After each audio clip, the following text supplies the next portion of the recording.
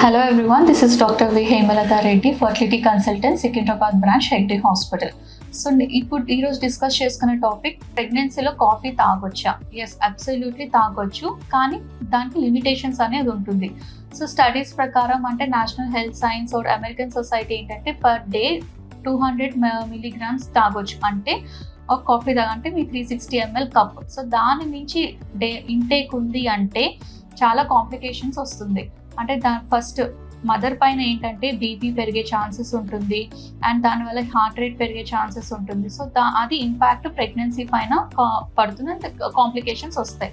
And baby పైన complications ఏంటంటే baby heart rate పెరుగుతుంది, గర్భసంచి మజిల్ కాంట్రాక్ట్ అవ్వటం స్టార్ట్ అవుతుంది. సో దానివల్ల అబార్షన్స్ అవ్వటం రిస్క్ ఉంటుంది, తొందరగా డెలివరీ అయ్యే రిస్క్ ఉంటుంది. ఒక్కొక్కసారి బేబీకి చాలా హై రిస్క్, అంటే బేబీ చనిపోయే ఛాన్సెస్ అవన్నీ ఉంటాయి.